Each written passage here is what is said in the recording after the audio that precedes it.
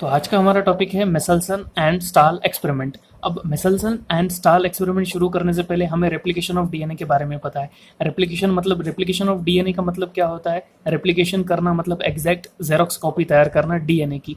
अब ये जो रेप्लिकेशन होता है डीएनए का, जेरोक्स कॉपी तैयार होती है डीएनए की, ये कौन से मोड से होती है? तो ये सेमी कंजर्वेटिव मोड से डीएनए की कॉपी तैयार होती है। ये आज हमें पता है, लेकिन पहले ये पता नहीं था बहुत सारे साइंटिस्ट को, जो कि बाद में प्रूव किया गया मेसलसन एंड स्टाल एक्सपेरिमेंट के द्वारा। अभी हमको इतना पता है कि जो रेप्लिकेशन होता है डीएनए का वो सेमी कंजर्वेटिव मोड है, that was being given by Watson and Crick. तो वॉटसन एंड क्रिक ने जो है थ्योरेटिकल प्रूफ दिया था regarding the semi conservative mode of replication, but not experimental proof was given by Watson and Crick. तो Watson and क्रिक ने जो है ये थ्योरी दी थी regarding the semi conservative mode of replication, और जो एक्सपेरिमेंटल प्रूफ है, एक्सपेरिमेंटल कंफर्मेशन है, वो मिसेल्सन एंड स्टाल ने हमें दिया था इन 1958।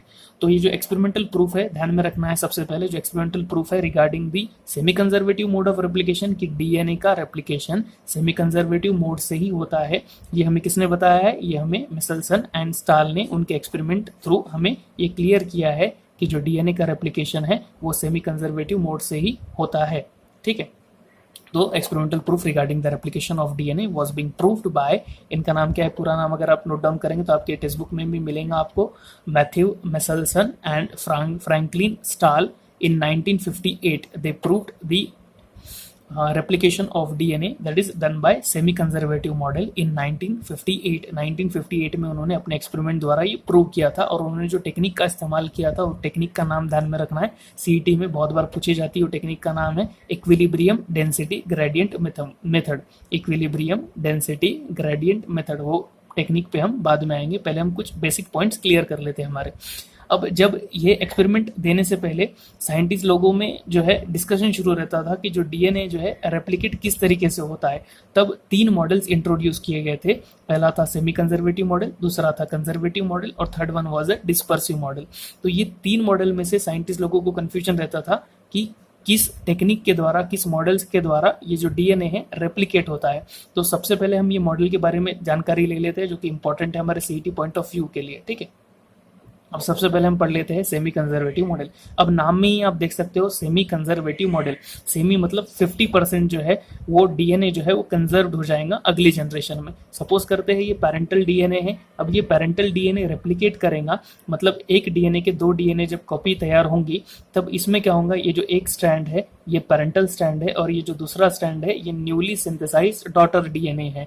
और सेम उसी तरीके से ये डीएनए में भी आप देखोगे 2 स्ट्रैंड है, तो इसमें जो एक स्ट्रैंड है ये पेरेंटल स्ट्रैंड है, और दूसरा स्ट्रैंड जो है वो न्यूली सिंथेसाइज्ड डीएनए स्ट्रैंड है। मतलब आपको ये पता चलता है ये देखकर कि जो है 50% of the DNA is being conserved, 50% जो डीएनए है वो कंजर्व हो चुका है, और 50% न्यूली सिंथेसाइज्ड हुआ है, तो इसे हम कहते हैं semi, that's why it is called as semi conservative model. तो ये एक मॉडल हो गया। दूसरा मॉडल हम देखेंगे कंजर्वेटिव मॉडल। अब इसको भी आप नाम से समझ सकते हो, कंजर्वेटिव मॉडल मतलब क्या, पूरा का पूरा कंजर्व हो जाना। अगर ये पेरेंटल डीएनए है, तो ये पेरेंटल डीएनए जो है जब रेप्लिकेट करेगा तब ये पूरा का पूरा कंजर्व हो जाएगा, मतलब parental DNA remain as it is and a new DNA is being formed. मतलब देख सकते हो आप अगली जनरेशन में पेरेंटल डीएनए पूरा का पूरा कंजर्व हो चुका है, और एक न्यू डीएनए भी तैयार हो चुका है। इस तरीके से ये मोड को बोलते हैं हम कंजर्वेटिव मॉडल ऑफ रेप्लिकेशन। और तीसरा मॉडल जो दिया गया था that was the dispersive model of replication. अब ये डिस्पर्सिव मॉडल को हम दूसरी तरीके से आसान भाषा में ये कह सकते हैं कि मिक्स्ड मैच मॉडल कह सकते हैं। क्यों ऐसा? तो देखिए, ये हो गए अपने पेरेंटल स्ट्रैंड, और ये देख सकते हैं आप, ये पेरेंटल स्ट्रैंड का फ्रैगमेंट, ये डॉटर डीएनए का फ्रैगमेंट, पेरेंटल का, डॉटर डीएनए का, इस तरीके से फ्रैगमेंट बाय फ्रैगमेंट जो है एक स्ट्रैंड बना है। ठीक तरीके से ये भी उस तरीके से, और ये भी दूसरे जो डीएनए वो भी उस तरीके से बना है।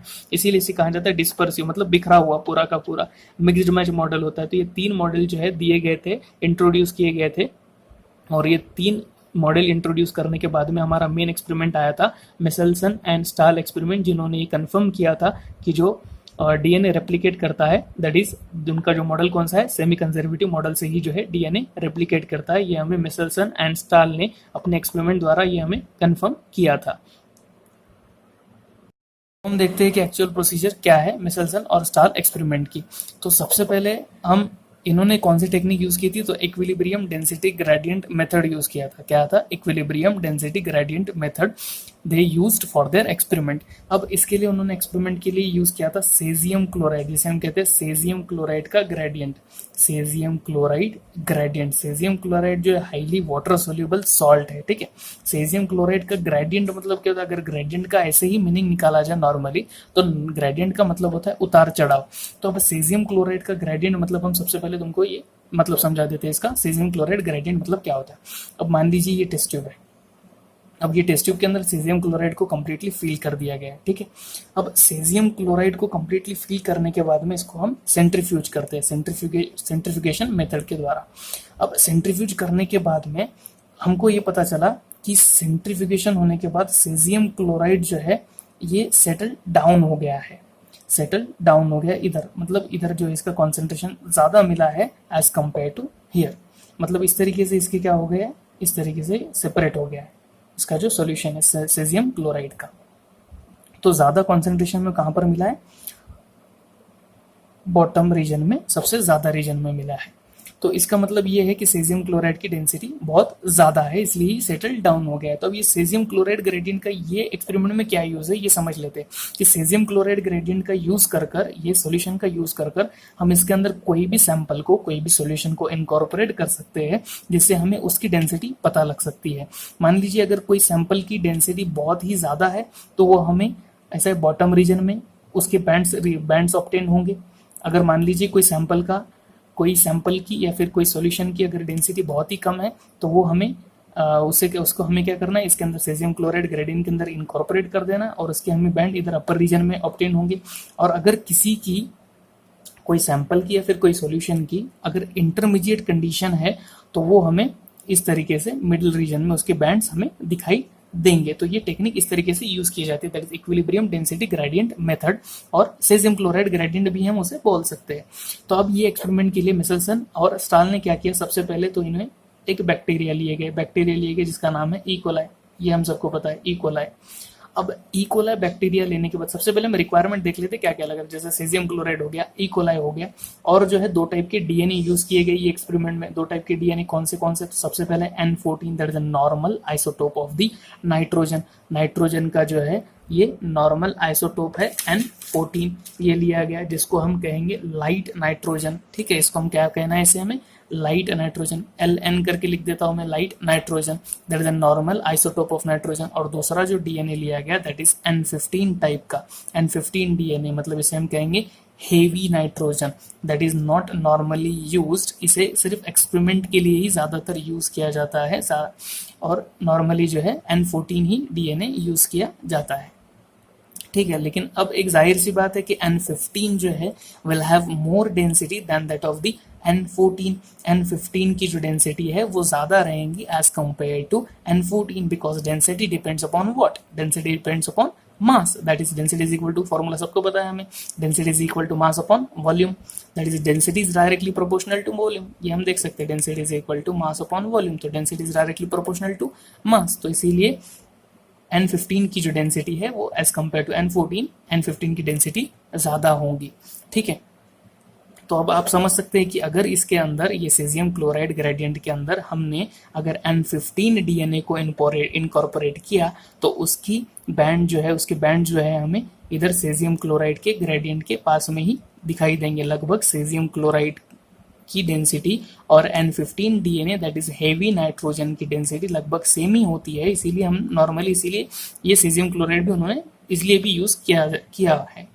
तो N15 की जो डेंसिटी है वो यहाँ पर हमें बैंड्स इस तरीके से शो होंगे, और अगर N15 इसके अंदर सेजियम क्लोराइड के अंदर इनकॉर्पोरेट करेंगे तो उसके बैंड्स हमें इस तरीके से इधर ऊपर शो होंगे। लेकिन अगर हाइब्रिड केस हुआ, इंटरमीडिएट केस हुआ, तो उसकी बैंड हमें इधर मिडल रीजन में ऑब्टेन होंगे। अब कब मिल सकता है ऐसा, जब एक स्ट्रैंड N14 का हो और एक स्ट्रैंड N15 का हो, तभी ये कंडीशन हमें, ये बैंड्स हमें देखने को मिल सकते हैं। तो अब चलिए एक्चुअल एक्सपेरिमेंट पे चलते हैं। अब एक्चुअल एक्सपेरिमेंट उन्होंने कैसे किया है, उन्होंने क्या किया है, इकोलाई सेल्स को कल्चर्ड किया है in the medium having N15, एक ऐसे मीडियम में जो कि N15 है उसके अंदर, मतलब हेवी आइसोटोप ऑफ नाइट्रोजन है। ऐसे मीडियम के अंदर उन्होंने क्या किया था, मेसेल्सन और स्टाल ने उन्होंने कल्चर्ड किया था इकोलाई को, इकोलाई के सेल्स को क्या किया था, कल्चर्ड करने के लिए रख दिया था, मतलब ग्रो करने के लिए इसमें इनकॉर्पोरेट कर दिया था। कौन सा मीडियम है, N15 मीडियम है। और आफ्टर सम टाइम जितने भी सेल्स थे ई कोलाई के, वो इसके अंदर N15 के अंदर इनकॉर्पोरेट हो चुके थे कंप्लीटली। और इसको क्या किया गया था, इसका जब डीएनए निकाला गया N15 के अंदर से, ये सेल्स का, ई कोलाई सेल्स का, तो ये सपोज कीजिए ये डीएनए हो गया, इसको हम नाम दे देते हैं N15। अब इसे हम N15 क्यों कह रहे हैं, N15 डीएनए क्यों कह रहे हैं, क्योंकि ये जो सेल्स है ये जब रेप्लिकेट हुए होंगे तो ये पूरे जितने भी सेल्स अब रेडी हो चुके हैं इसके अंदर, ये मीडियम के अंदर, तो ये मीडियम कौन सा था, N15 का था। इसीलिए पूरे के पूरे सेल्स के अंदर कौन सा डीएनए के अंदर कौन सा हो गया, ये डीएनए कौन सा बन गया, N15 डीएनए बन गया ये। तो इसको इन्होंने एक्सपेरिमेंटली भी चेक किया था। कैसे, तो इन्होंने क्या किया था, सेजियम क्लोराइड ग्रेडियंट के अंदर इन्होंने ये डीएनए को क्या किया था, इनकॉर्पोरेट किया था, सॉल्यूशन को इनकॉर्पोरेट किया था। और इसकी डेंसिटी जो है कहाँ पर मिली थी, इधर लोअर रीजन में क्या मिली थी, इसकी डेंसिटी मिली थी इधर बॉटम रीजन में। इधर बैंड्स शो हुए थे जो बताता है क्या होगा, ये N15 होगा, क्योंकि N15 की डेंसिटी ज्यादा है, इसीलिए ये सेटल डाउन हो गया। ठीक है, अब क्या किया था इसके बाद में, ये N15 मीडियम में से जो ई कोलाई है, ये ई कोलाई को निकालकर N14 वाले मीडियम के अंदर इनकॉर्पोरेट कर दिया था। समझ में आ रहा है सबको, N15 में से निकालकर, सपोज करते एक ई कोलाई सेल्स को निकालकर N14 वाले मीडियम में इनकॉर्पोरेट कर दिया। अब ये एक ऐसा सेल है जिसके पास में क्या है, N15 वाला है, N15 डीएनए है, और ये मीडियम कौन सा है, N14 मीडियम है ये।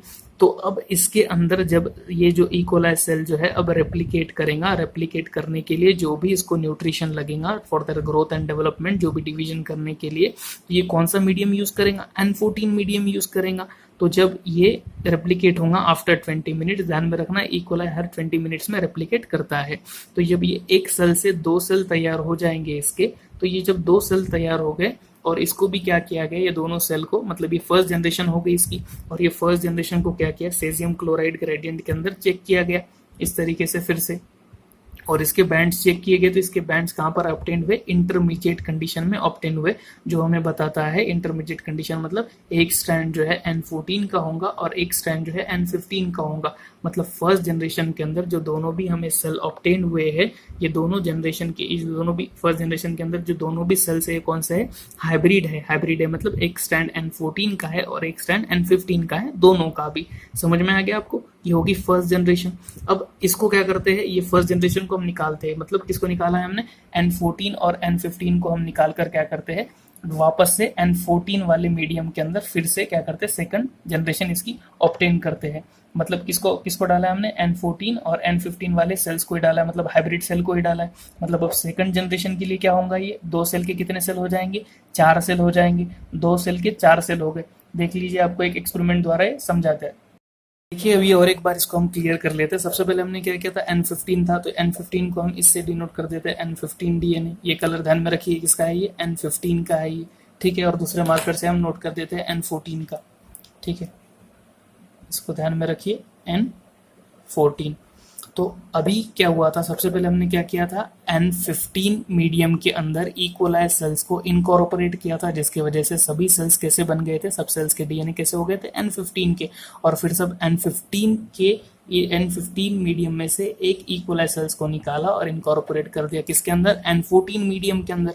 और जब उसको इनकॉर्पोरेट किया और जो फर्स्ट जनरेशन हमें ऑब्टेन हुई, तो वो क्या थी, जो एक सेल के जो 2 सेल मिले वो कैसे थे, हाइब्रिड थे। कैसे पता चला, इक्विलिब्रियम डेंसिटी ग्रेडियंट मेथड से हमें पता चला कि दोनों भी कैसे हाइब्रिड है। हाइब्रिड है मतलब एक स्ट्रैंड N14 का है और एक स्ट्रैंड N15 का है। तो अब कैसे हुआ होगा वो मैं आपको समझा देता हूँ। सबसे पहले देखिए N15 है, ये रेप्लिकेशन हुआ होगा, 20 मिनट्स में होता है रेप्लिकेशन। तो ये जो है दोनों स्ट्रैंड इस तरीके से सेपरेट हो गए, ठीक है। हमें क्या मिला है रिजल्ट में, N14 N15 एक स्ट्रैंड मिला और दूसरा भी स्ट्रैंड कैसा मिला, N14 N15। फर्स्ट जनरेशन की बात कर रहे हैं। तो इस तरीके से ये दोनों भी स्ट्रैंड जो है, इसके जो है दोनों भी स्ट्रैंड क्या हो गए, सेपरेट हो गए। इस तरीके से ये एक स्ट्रैंड और इस तरीके से ये दूसरा स्ट्रैंड सेपरेट हो गया। और सेपरेट होने के बाद में अब इसका मीडियम कौन सा है, कौन से मीडियम में इनकॉर्पोरेट किया, N15 को N14 मीडियम में इनकॉर्पोरेट किया। तो ये जाहिर सी बात है, अब जो नया वाला जो सिंथेसाइज करेंगे वो कौन सा रहेगा, N14 रहेगा। वाई N14, बिकॉज वही इन्वायरमेंट है, इक्वलाइज जो है वो सराउंडिंग इन्वायरमेंट से यूज करेंगे अपना मीडियम नरिशमेंट करने के लिए।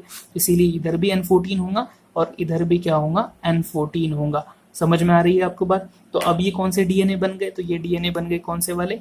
That is N14 and N15, इसको बोलेंगे हम हाइब्रिड डीएनए। ये भी कौन सा हो गया?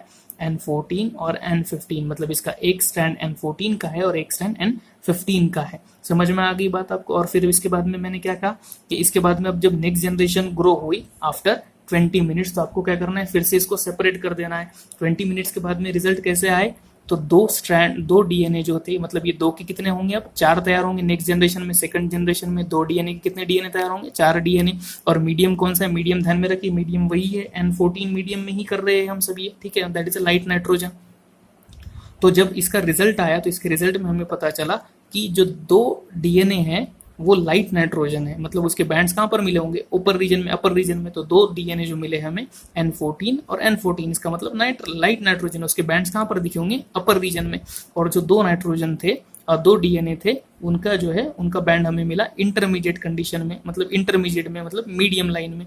तो उसका कौन सा होगा? वो हाइब्रिड कंडीशन है, मतलब N14, एक स्ट्रैंड जो होगा वो N14 का था और दूसरा स्ट्रैंड जो था वो N15 का था। इस तरीके से हमें ऐसे 2 डीएनए मिले, मतलब सिंपल से लैंग्वेज में 2 हाइब्रिड डीएनए मिले और 2 लाइट नाइट्रोजन वाले डीएनए मिले। तो अब ये किस तरीके से ऑब्टेन हुए हमें, ये भी हम अभी एक्सप्लेन कर लेते हैं 2 मिनट में। तो देखिए, एक स्ट्रैंड जो था, एक N14 है अपना हमारे पास और एक कौन सा है? N15 है। इस तरीके से हमारे पास में 2 अवेलेबल है, ठीक है। इस तरीके से ये हो गए 2 हाइब्रिड डीएनए हमारे पास में ऑब्टेन थे। अब मीडियम कौन सा है? N14 है। तो ये क्या होंगे? डबल से सेपरेट होंगे। देखिए, ये दोनों स्ट्रैंड को हम सेपरेट कर देते हैं। एक स्ट्रैंड को इस तरीके से सेपरेट कर दिया, दूसरे स्ट्रैंड को इस तरीके से सेपरेट कर देते हैं। इधर भी सेम प्रोसीजर अप्लाई कर देते हैं। ये भी स्ट्रैंड हो गए सेपरेट, ये स्ट्रैंड भी हो गए सेपरेट। मीडियम कौन सा है? मीडियम कौन सा है? तो N14 है, मतलब हर जो अब सेकंड स्ट्रैंड होगा वो कौन सा होगा? N14 ही होगा हर इसमें। तो ये आ गया N14 का स्ट्रैंड, एक इधर आ गया N14 का स्ट्रैंड। सिमिलरली इधर भी एक N14, इधर भी एक N14 का स्ट्रैंड लग गया। समझ में आ रहा है आपको क्यों N14 का यूज है? क्योंकि मीडियम कौन सा है? N14 है। तो इसका नाम क्या हो गया? ये हाइब्रिड हो गया, मतलब N14 N15। ये कौन सा हो गया? N14 N14। ये N14 N14, ये वाला हाइब्रिड है, that is N14 and N15। तो ये एक्सपेरिमेंट से हमें ये पता चला, ये प्रूव किया मिसेल्सन और स्टाल ने कि जो डीएनए जो रेप्लिकेट करता है वो सेमी कंजर्वेटिव तरीके से रेप्लिकेट करता है। कैसे सेमी कंजर्वेटिव? क्योंकि एक स्ट्रैंड जो है वो पेरेंटल स्ट्रैंड है और एक स्ट्रैंड जो है न्यूली सिंथेसाइज्ड होता है। तो दैट इज इन्होंने ये प्रूव किया मिसेल्सन और स्टाल ने कि जो डीएनए का रेप्लिकेशन होता है वो सेमी कंजर्वेटिव ही होता है। आप चाहे तो थर्ड जनरेशन भी ऑब्टेन कर सकते हैं इकोलाई सेल्स की। मीडियम वही रखो, N14 मीडियम ही रखिए, N14 मीडियम में ही इसकी कल्चर कीजिए। मतलब ये कितने सेल्स है अभी? ये 4 सेल है, 4 के कितने हो जाएंगे? 8 हो जाएंगे कॉपीज तैयार। और वो 8 का रिजल्ट आप मुझे कमेंट कर कर भी बता सकते हैं या फिर आप पर्सनली मुझे सेंड भी कर सकते हो, ठीक है। तो ये आप करके बताइए कि नेक्स्ट जनरेशन क्या होंगी, जो कि इसकी नेक्स्ट जनरेशन क्या होंगी और इसके पॉसिबल रिजल्ट्स क्या होंगे।